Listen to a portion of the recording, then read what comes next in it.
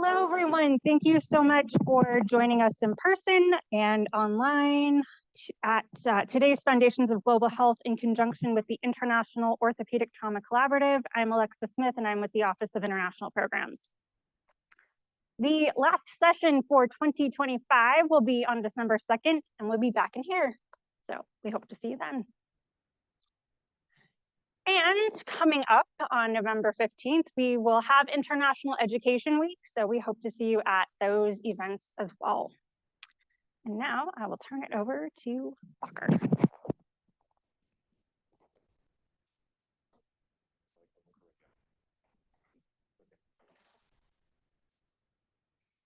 Hello, everyone. This one? No. Hello, everyone. My name is Bakr Hamada. I am the co-director of this project and editor, Trauma, the New Epidemic.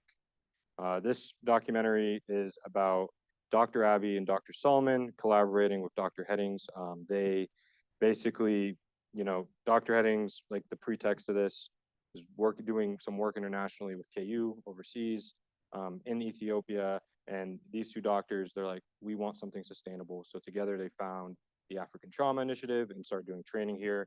And this documentary is filmed over there and here at the repurposed hotel, which is their only dedicated trauma center in all of Ethiopia. The project is 30 minutes long, filmed over 2 years. We're working on other projects right now in Zambia and Madagascar. And there's also footage here that we filmed here in the University of Kansas.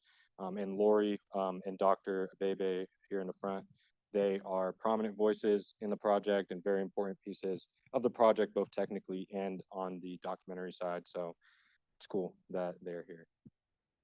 So the way the project started really quickly, Dr. Headings reaches out to my film professor, Matt Jacobson, and Matt Jacobson reaches out to me. I'm on the first set, second, third set, I start doing the interviews. I take on the co-director role. And at the same time, I had no idea initially, but my brother Karam was a medical student. So that was really cool. Here's just some shots from production. This is us meeting with St. Paul's Millennium Medical College in Ethiopia. Some more shots from production, some interviews. And here's another shot. This is Jack Aries, a medical student from a couple years ago, working with Dr. Abbey in Ethiopia, scrubbing in. And then this is a scene that you guys will see, but one of my favorite scenes in the project. And, you got some publications, KU, and then so far we just kind of started our festival run this year, and we've been selected into 8 festivals and so far have 6 awards.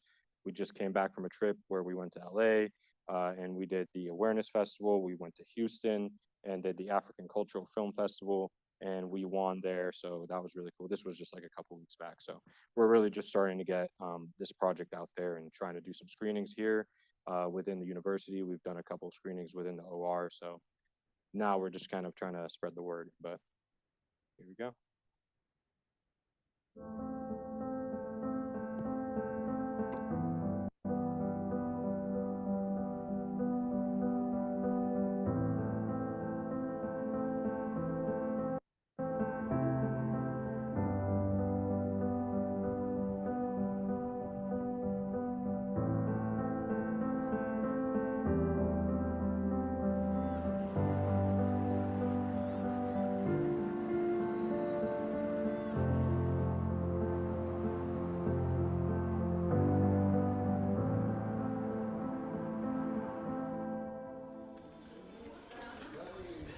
Washing hands, scrub hands is very important because in our country the infection rate is comparing to KU University is very high.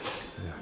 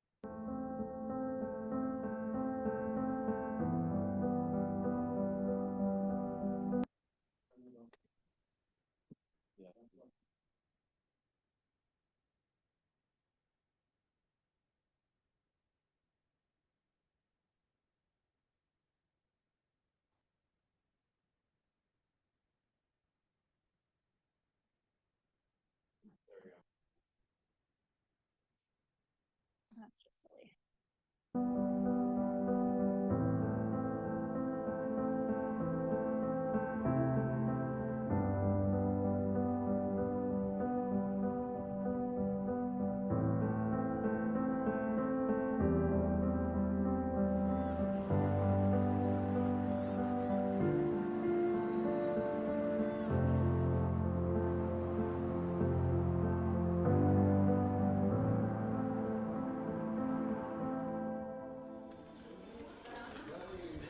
Washing hands, scrub hands is very important because in our country the infection rate is comparing to KU University is very high.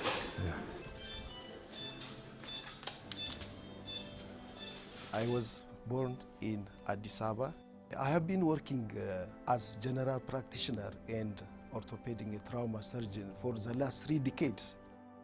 Always from my childhood, my father always advising me to be a doctor. And I always working for that to fulfill my wish of my father to help our community. So the patient broke his forearm around 5 weeks back, and he had also a pelvic ring injury and also chest injury and head injury. And he was in ICU for the past 4 weeks. The fracture fixation was delayed, but now we are going to try to fix it. I was born and raised in Addis Ababa, Ethiopia. This is the capital city of Ethiopia. The number of trauma orthopedic surgeons in Ethiopia is like 1 in 20 million in ratio. Like 60% of the population is young, and most of the trauma usually occur in young patients.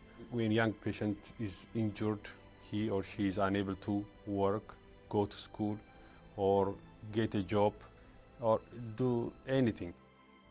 We are referring them to abroad because of shortage of implant. The infrastructure is not adequately proper for disabled patients. The volume of patients coming to our hospital for the last 5 years dramatically increased. In Ethiopia, currently the trauma cases surpassing HIV, TB, and malaria combined. If I become a trauma orthopedic surgeon, I will be able to help a lot of patients. That's what I thought. Hello, Sharon. How are you doing? How are you? Doing really good. This is Dr. Abby. He's one of our trauma fellows. Okay, Sharon was in a motorcycle accident and she sustained a significant fracture of her femur, as well as an ulnar fracture here. Yep, and then a bad degloving injury of her foot. This looks like it's healing really well here, and so we'll take these. My name is Archie Andrew Headings, and I am an associate professor in orthopedic surgery at the University of Kansas Hospital. I was an airborne ranger. I served in 1st Range Battalion, and I served in 2 conflicts, the invasion of Panama and the First Gulf War. My first time when I was in combat, it was the invasion of Panama. The interesting thing that I learned from that whole situation was how quick life can be taken from someone. I can remember the morning when the sun rose on this airfield that we took, that was a battlefield, and you could just see there were lots of dead people. What we said to ourselves was, we had better be here for a good reason. And it was echoed over and over again. There were just families desperate to know, were their family members alive? And I got to see that these people wanted the exact same things that I want. When it comes down to it, they want to make sure their friends are okay. They want to make sure their family's okay. They want to be warm. They want to be fed, and they don't want war. I felt invincible after surviving 2 conflicts at the age of 20. And so I was at my girlfriend's house, who's now my wife, on leave, and I was driving very tired, and I fell asleep at the wheel of my car. And my car flew off a 58-foot incline, and it crashed. I was fortunately found by a gentleman who was driving along the side of the road. He looked down this ravine and he saw one car light.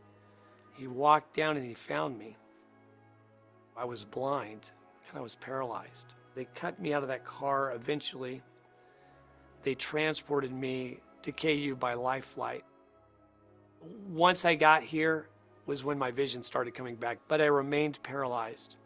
And that ended my career in the military. No doctor could give me an answer for my paralysis. They told me, you may be paralyzed for the rest of your life. We don't know.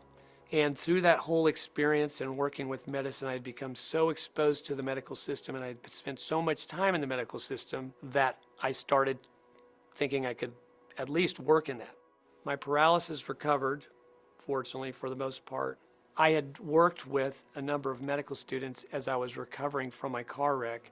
I got along with them very well, and from there I started working on getting into medicine. My path to medicine cannot be extracted from humanity.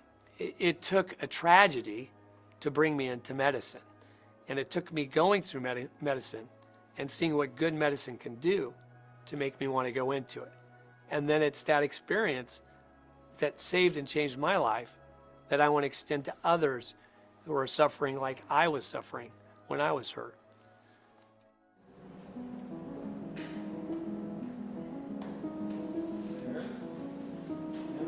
This is the second one. Yep, and that one, like I said, that one can almost go straight up and down. And I'm gonna, for the sake of this visualization, I want to dissect this back just a little bit for you. Dr. Headings came up with a program that I don't think any other healthcare system has ever considered. And when I say healthcare system, like academic healthcare, right? Dr. Headings had gone to Ethiopia and had seen these issues. He decided that we could have a training program fellowship where it involved research, which is really important, clinical observation, and then the hands-on part is working with cadavers. This program, it involves a portion of time in the United States at KU Med, and then a portion of time back in their home country because Dr. Headings continues to follow his fellows after returning back home to Ethiopia. We are getting good training here, practicing especially in cadavers. So when we go back home, we'll have plenty of patients to help get better. Now we are observing 3 times and 4 times per week in operation theater with the state-of-art implant surgeries, and then doing practically on hands on cadavers. Every time we do it, we see different techniques, the way you drill it or put screws or drill bits to the bone. After this on hands training, we can do surgery and we can help our patients. We have also residents, and the residents also can learn these techniques, just getting more education to our community by teaching them when we go back home.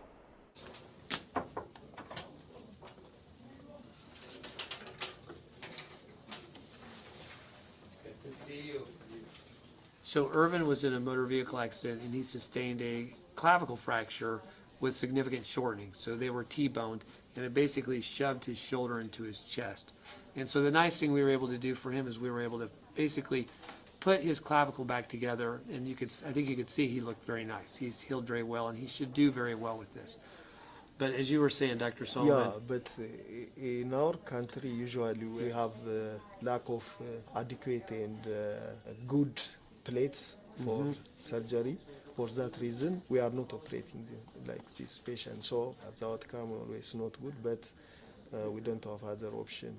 So for future, if you get this type of nice plates, we can do surgery. Yeah. We have got a lot of knowledge here, so we can apply our skill in our country.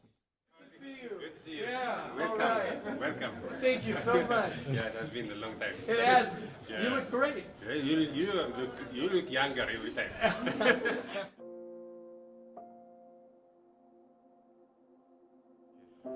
So this building was initially built as a guest house, as a hotel. So we don't have like furnished and also well-built hospital. So we rent it and we change it into well-equipped trauma center.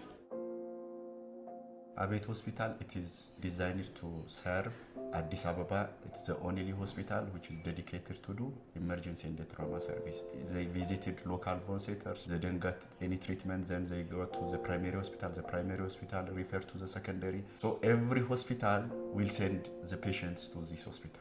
Here again, the patient is said, no, we are not able to do this. So where can I go? All patients are waiting for OPD evaluation. So since the room is full, some of the patients are waiting here. So how many patients do you have waiting, Dr. Solomon? How many think? 240 patients daily. Daily? Yeah, daily. Yeah. After the fellowship, we started here working foot and ankle unit. It's the first ankle unit as a whole in Ethiopia. And now the patient coming here, patient who has road traffic accident, fall down accident, deformities. The patient couldn't even talk what he feels clearly because he's frustrated because of his looking left and right. You know, I had the privilege of working with Dr. Solomon in the United States at the University of Kansas, now visiting here in his clinic. We're in one big room with a couple of computers and multiple patients are sitting next to each other with multiple histories being taken at the same time. What surprised me about Abet Hospital was everything. It was a hotel that was transformed into a hospital. It was just completely immense for me, coming from, you know, a level 1 trauma center and academic institution. When you see the number of people that are in Addis and the amount of road traffic accidents that they take care of every day, when you see 4 patients all in the same room with their families in that same small room and no air conditioning, makes you reflect on your facilities and also understand their resources do not define their ability. They are amazingly intelligent and skilled surgeons. In Abet, there is road traffic accident, falling accident, and blunt injury and gun injury. We don't have adequate supplies, so we don't have adequate, so our orthopedics, implants, screws, everything. We have a lot of scarcity. The standard in the OR is solid surface flooring. We just don't use tile in the operating room, and you can even see that these have cracks. There's blood on the floor. It's hard to clean it out of a hole in the ground, and that just breeds bacteria. The nurses in Ethiopia, they have a lot more responsibilities than what we have in the operating room here. The nurses take the instrumentation after surgery and they start the washing process. So they're hand washing everything first before they sterilize it, so it can miss bioburden or any debris that might be on there, which can cause contamination. Yeah, we have a washing machine, like a big washing machine. We put our sets in there. It's working, but the water is not okay. Also, just hand cleaning, it's all contaminated with, you know, blood and tissue, and it puts nurses at risk. So the nurses are in charge of their own scheduling as well. They're in charge of cataloging the implants that come in and making sure that they have all of the correct, like, plates and screws and things like that that might be needed for a surgery. So she keeps track of what they have. And this is some of her, the implants that they have. And here is where they keep the sterile instruments, so they can come in and pick the instruments that they need for a case. This is orthopedic instruments. So one of the biggest realizations I had while working alongside nurses in Abet Hospital in Addis Ababa was that there are so many similarities. We share a similar language that we speak, but there's also this subtle language that we use that just comes with being a nurse. Even with limited resources or limited space, we're still speaking that same language. There's also very important differences. They're having to do with much less. They're repurposing and reusing instrumentation, supplies, and they have limited access to implants. Bone is the framework. If they lose that bone, they cannot work, they cannot live also. So we can't read the fracture.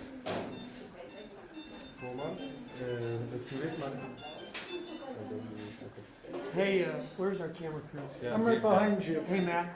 So, you might want to get a visual of this. So, this fracture, in order for the patient to function optimally, the length and alignment, and there's a bow to this bone that really needs to be precisely restored. The best way to do that is to use those small fragments that came out, and to do that, you really need some really small screws. But unfortunately, they don't have the ability to get those types of implants. So I'm just pointing this out to show that they have a more difficult time putting this together because of lack of implants.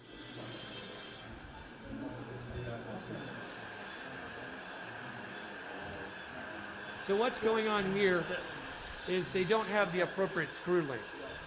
To get the right screw length, they have to cut the screw with a bolt cutter. All right, someone got this? Wow.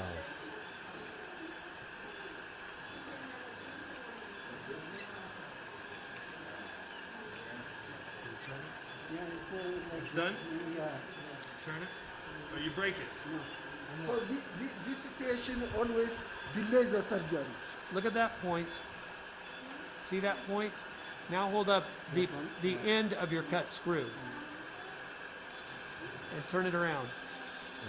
So now here's the thing. That may seem like a small issue, but when you take that tip off the screw, if you're putting a screw in a bone, and if that screw takes the wrong trajectory, and it could hit a major vessel that it could cut through and kill the patient, it's a really big deal. So little things like that in surgery, not having the precise length screw and then having to cut a screw, it actually can be dangerous for the patient.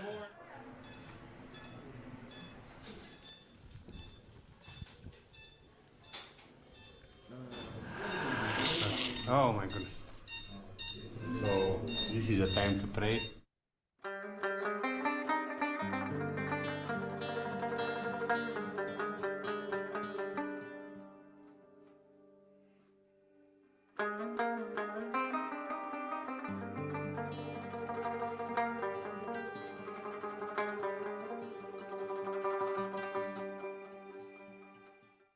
As a third world country, industrialization is heart and center for many reasons. And over the last 20-something years, the number of projects, the number of buildings, or the number of things that you can see in your eyes, having double in size of the population that I left. This rapid industrialization that has resulted in a rapid increase in the amount of roadways and railways have resulted in a dramatic increase in trauma. The main things that are contributing to the trauma epidemic, it's road traffic accidents, number one, and then number two, it's conflict-related type of trauma. After that, it's self-harm, and after that, it's falls. And a lot of these falls, you can look at them as some type of work-related injury. They have the youngest labor and the cheapest labor on the planet. The traffic for me is just like crazy. People try to find different routes. So pedestrians, they are always afraid of being run over or being hit by a car. The big challenge is finding healthcare that parallels all this growth, and that is always something that always challenges governments and citizens like myself. It comes down to really a number of factors, but a lot of it stems from things that we in richer nations want. Do we want good military technologies so we can maintain our freedom and we can maintain global dominance? Well, the largest stores of uranium are in Africa. All these industries that want to power old technologies and frontier technologies that need, chromium and platinum and these types of precious metals. And we that live in the richer nations want these things that Africa has to provide, and so we're investing in Africa, but at the same time, we are not equally investing in their healthcare infrastructure.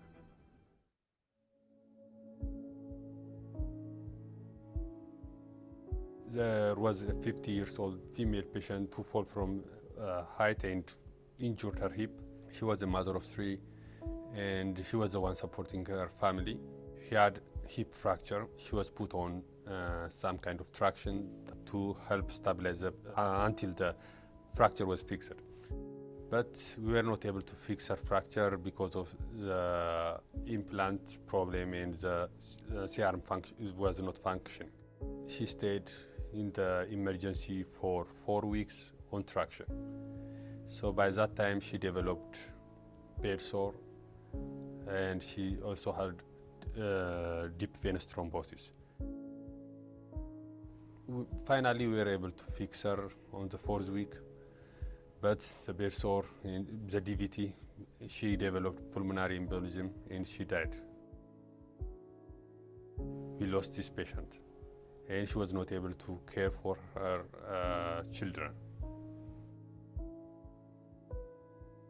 The bride and the groom, they went for picnic. After they returned from picnic, they have got road traffic accident.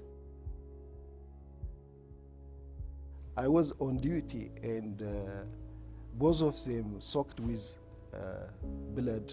When I examined the groom, both the lower extremity were injured and hanging with soft tissue. Immediately, we took the groom and we did amputation. And then for pelvic and hip injury, we don't have any implant to do that, so we gave them referral to another country. But they couldn't afford, because they lost all money for marriage and for marriage preparation.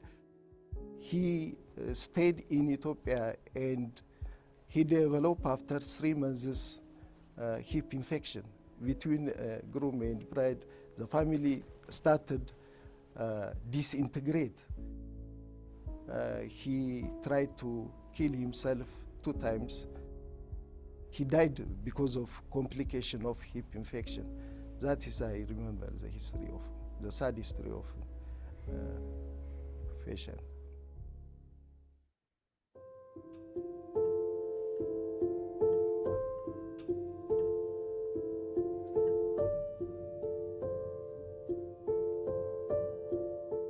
So Dr. Abby and Dr. Solomon both received diplomas from the University of Kansas Medical Center in a trauma fellowship. And so that ultimately represents knowledge and skill that they're going to take back to their hospitals and train with other surgeons that work with them, and ultimately help their community and affect trauma that's there. When I think about why I'm a part of the African Trauma Initiative, I think of several things, but I think the one thing that our entire team can agree on, the reason we're a part of the initiative, is because we want to make a difference.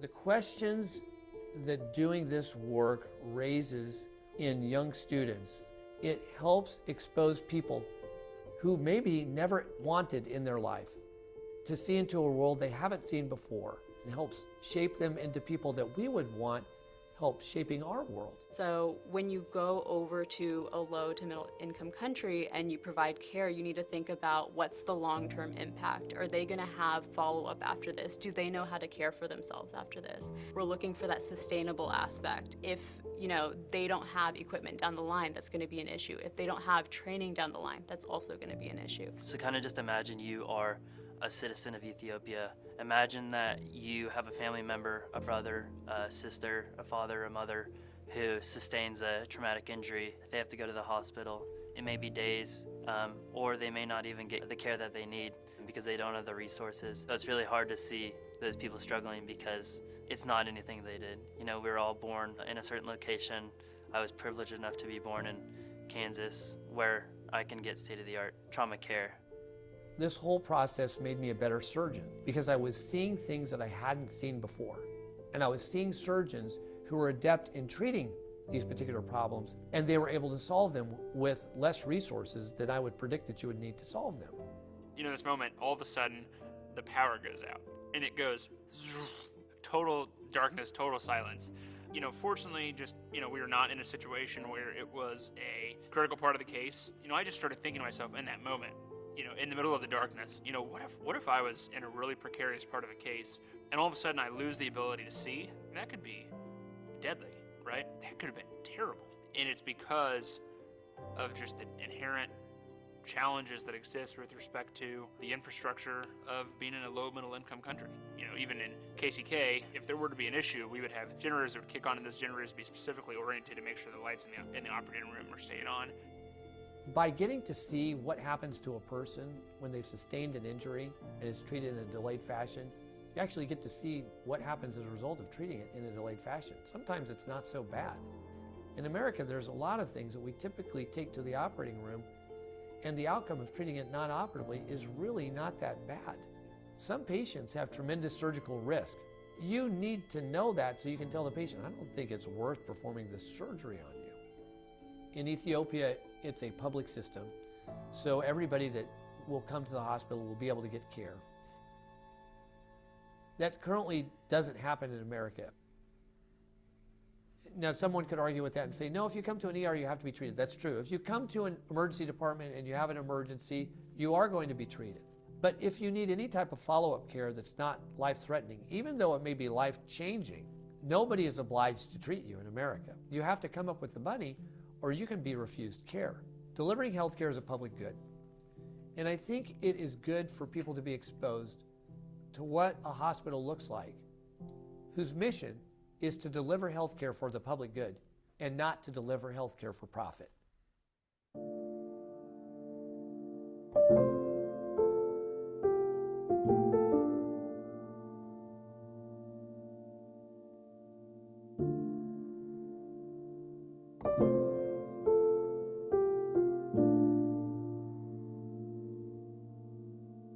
I think that even the hardest cases that we do, you take with a grain of salt because you've seen the things that they do with the resources. I realize how lucky I am and how important this initiative is for saving lives. It was a huge honor to be able to collaborate with them in the care of their people, and they were so welcoming. We all had this kind of shared vision that we didn't even have to explain. They understood what we were doing there. Maybe they don't have the resources that we have here, so they have learned to do more with less, and it's as much about what we're learning from them as what we're bringing over there. It's very important to share experiences, knowledge, and skill. We need to improve. Donors are mainly focused on HIV, malaria, TB, but trauma still, it affects everyone. Currently it's getting small attention.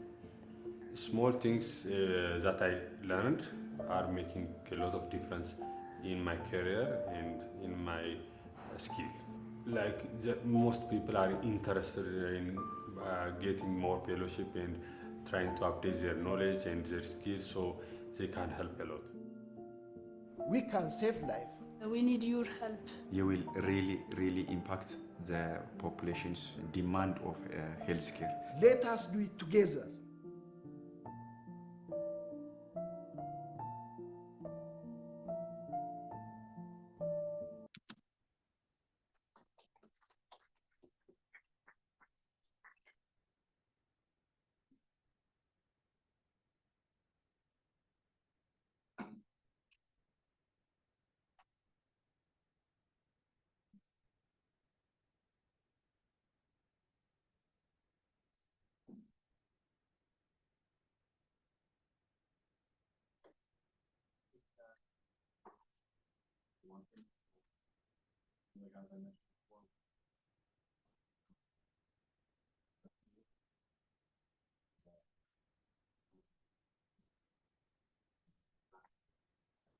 Kind of as a filmmaker behind the project is just to raise awareness. So before we get to questions, if there's anything that I feel like you could do if you wanted to get involved or help, it would just be connecting us to people, and helping us spread the awareness. So yeah, other than that, do you guys have anything else to say before Q&A? So does anyone have any questions?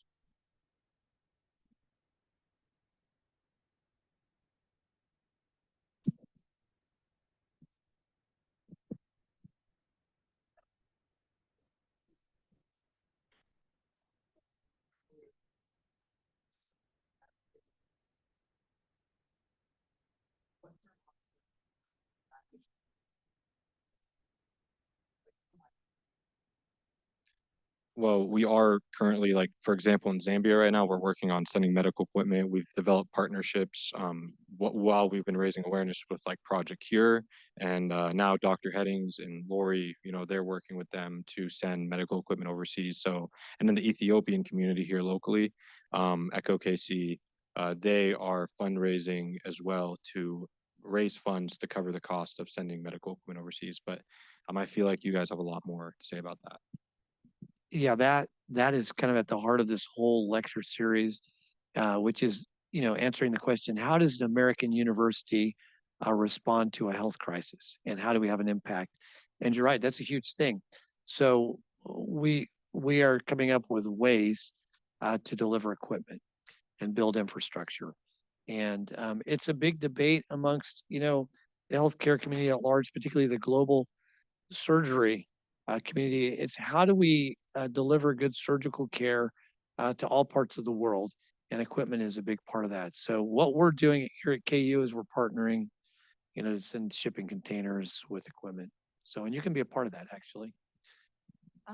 Just to kind of expand on that too. So the film was made 3 years ago. So this was kind of the beginning of like the IOTC story. And then, so once these fellows went back, we realized that there was this great need, for equipment, and we were training them on equipment here that they didn't have back home.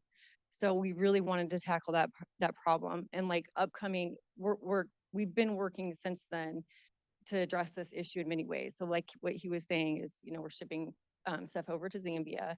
And we also changed kind of how we operate here. So when we're training people here, hopefully we're working with companies that want to help provide equipment and implants in Africa. It's a slow, progress, but we've made changes in how we do things here in response to that as well. So we're training people on stuff that maybe someday they can have, and we're going to tell that story too. So that's kind of the part 2 of like what's coming for the film. I just want to say one more thing, just kind of like in how this ties to that. I think as we've been showing this to, bigger and bigger audiences, the more people we show it to, the more people that we see that are motivated to do something. Like we just went to Los Angeles, where now the LA community there for the Ethiopian community wants to, do their own fundraiser and stuff like that. And we know as we grow and as we continue to expand, that's kind of the thing we've been starting to see, and hopefully that continues. So yeah.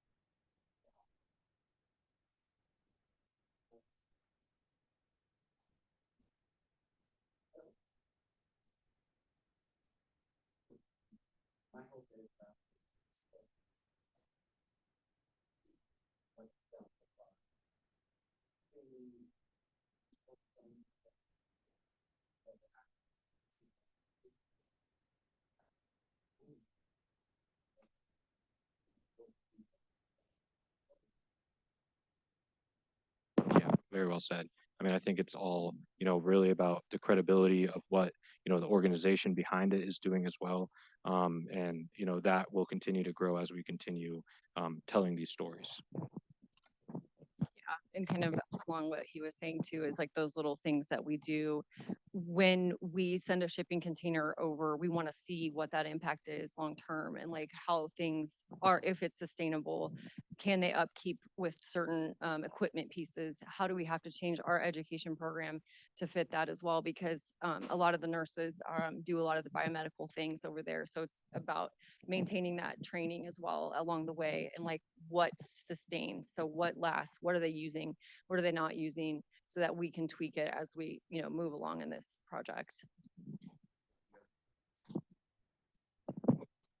Yeah, so based on like the lessons learned from your guys' trip in Ethiopia, how have you like translated that to your standard of approach and care now, like I guess here at KU? Are you referring to like how I've changed my individual care of patients? Yes. Or I am much more resourceful.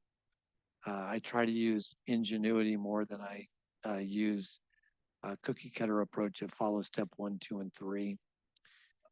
And it has given me the courage to step outside. I wouldn't say of the standard of care, but it's given me the courage to challenge the status quo, because so much of what drives orthopedic treatments in America, if you think about it, if you've got a tried and true method that doesn't involve the insertion of some type of implant that you can bill for, so some surgical treatment like that, who's going to fund the research to show that that's really good? The research that gets funded in America is research where we can solve this problem by using some implant which we insert, right? Because that company wants to fund that. And so what you get to see when you go overseas is you get to see tried and true methods that are cheap and that work and actually may be better and of less risk to the patient.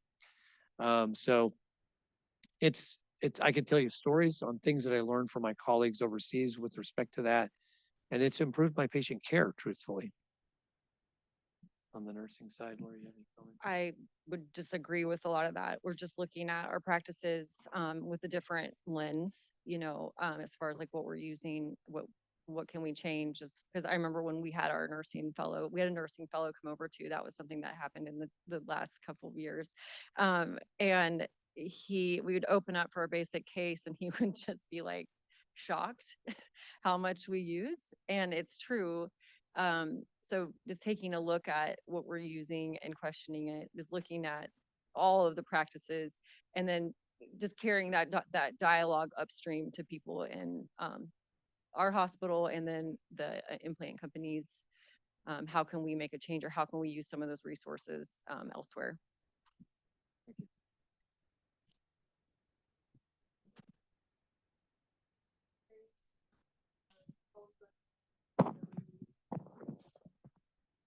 Do also what you were speaking about just a couple minutes ago. What impact or intent, if any, do you have to work directly with local governments in the future to achieve those sustainability goals? In Zambia, we've worked. We have some people that have worked with the officials in the Zambia government, and they've pledged to work with us. Also in Zambia, we've got really good support. The Catholic Church there has reached out to us and asked us to.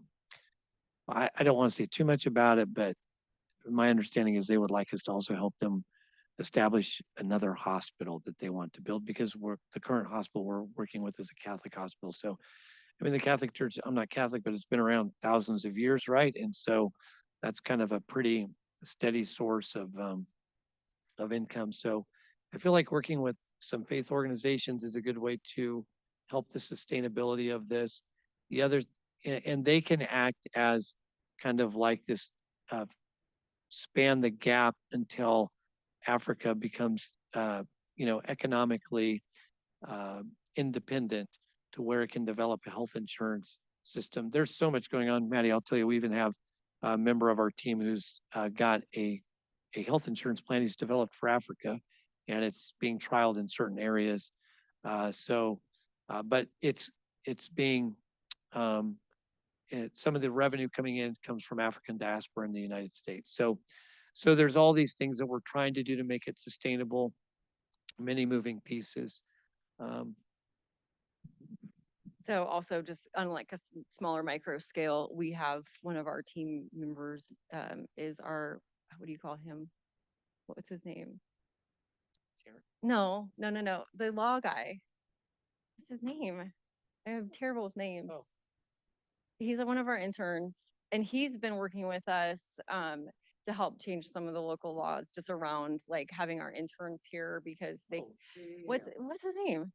Mitch. Anyways, yeah. But he's a health and policy like fellow yeah. in our program. So that's been hard. That moves slow. Yeah. So that's kind of more local, just kind of laws. Changing laws. Yeah. Which will improve the fellows' experience.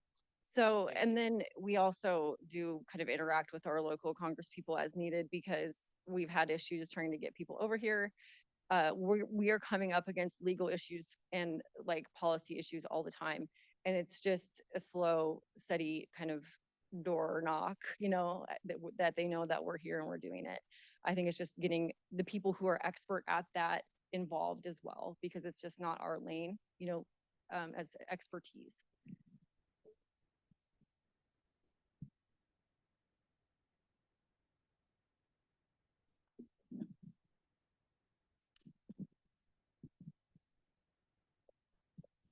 So you guys mentioned the resistance that we have over here. I wanted to ask about if when you guys go to Ethiopia, do you meet local resistance with the indigents or like the local governments there as well?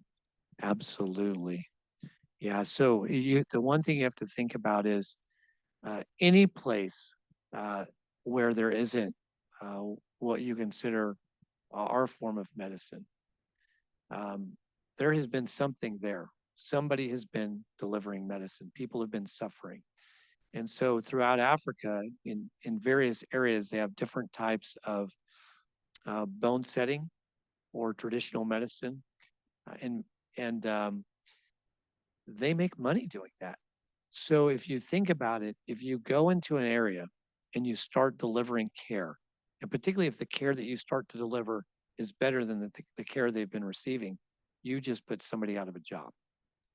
And in one of the countries we work, one of the orthopedic surgeons had their life threatened by the local the witch doctors or the bone setters. So this happens, and the question is, how do you enter a culture, deliver medicine, and not create enemies, rather create allies or bring them alongside you? And it's something we try to do. In Ethiopia, we've tried to reach out to the bone setters, but it's difficult to do because they are at odds with the physicians that are currently working there. And who do we ally ourselves with? Do we ally ourselves with the physicians that are there or the bone setters? Well, in my mind, we ally ourselves with the physicians that are there. And in as much as we can, make peace with the bone setters. But no, some of the comments on our social media posts have been that we're creating problems. And so, yeah, you do have to deal with that. So I think also this is just one of those things that we're going to have to look at as we go along in this organization too. It's like when we do something, if we make a move there, whether it's providing equipment or training, what is that local culture's reaction, and how can we kind of slowly integrate that without making this impactful kind of change that can upset certain populations. And I feel like in Ethiopia, there's resistance too, just among the general population to Western medicine. It's definitely something that we have to address and work alongside. So if we make these big changes, then what is that cultural impact, and how do we respond to it in a way that's respectful of their culture? I think it's really important that we're not coming in and saying, look, this is the way, and we want to build a trusting relationship with the people actually on the ground there, that can work with us and say, look, this is how we want it done here. So yeah, I think it's building trust too, just with the community. There's certain things too that just belief wise we bring in and we get resistance from the nurses. There's just the way they see things is different. So like the C-arm, for example, they have very strong beliefs about kind of what can happen with radiation. And I think it's just a matter of, again, just building that trust and saying, we care about your people. Here's how we can protect you against radiation. Here's how we can kind of increase education on that, or et cetera, protect your baby. Yep. And I think that can I just really quickly say something? I think also just the approach of how we, share this with the world is very important, because we're not going in and saying you're wrong, you're wrong, you're wrong. Instead, we're just showing a perspective. We're not talking about politics, because if you really wanted to go into it, there's a lot of political problems, and there's a lot of things that are happening in Ethiopia. There's a lot of government things that are happening in some of these countries, corruption. But if you go head on with these problems, or just like do something that's against like what the local people's beliefs are, then no one's going to change their mind like that. So it's a lot smarter to approach it without any political biases, instead just show the truth. Sorry. You actually said what I was about to say. That's good.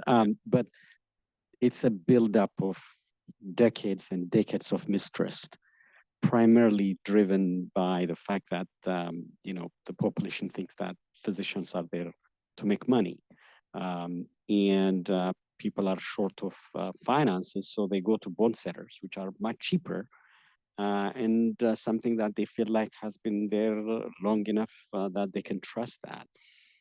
Leaving aside the big issue that exists as a structure of the health ministry in the run of which is something very difficult to navigate, just to say the least.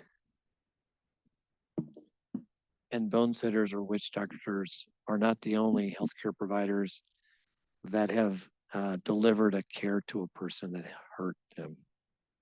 I hate to say it, but everybody in this room, we're going to do that at some point in our life as well. And we're going to do something that we were trained was right. And then years will go by and we'll find out we were wrong.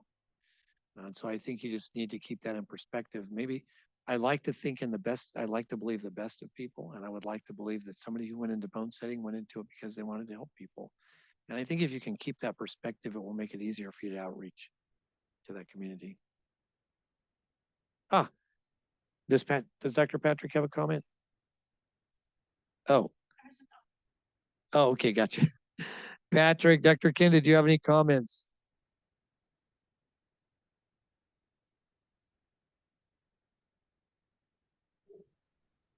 Any other questions? Okay.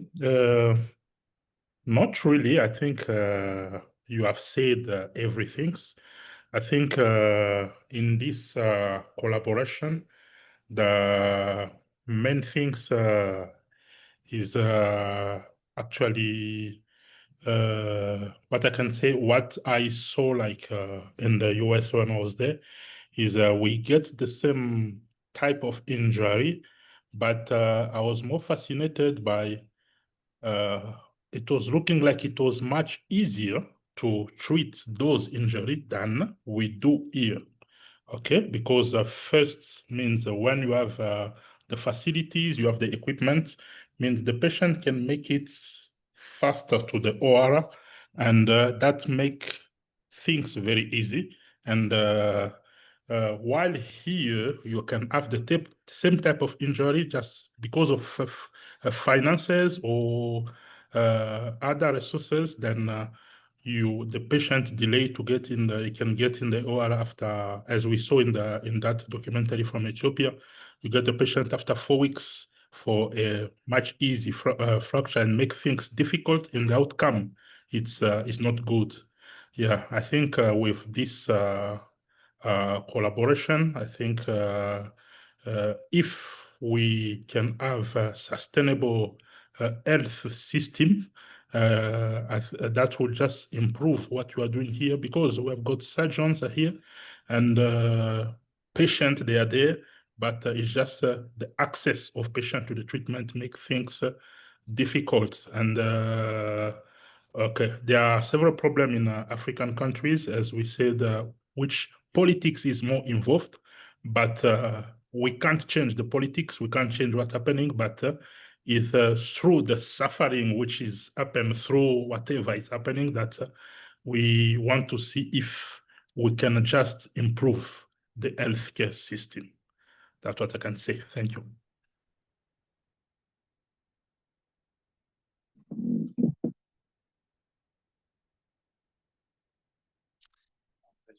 Thanks everybody for coming.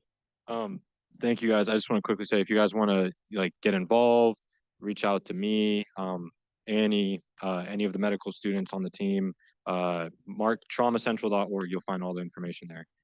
But I appreciate it, and feel free to come and ask us questions after. So yeah, and then Thank you guys.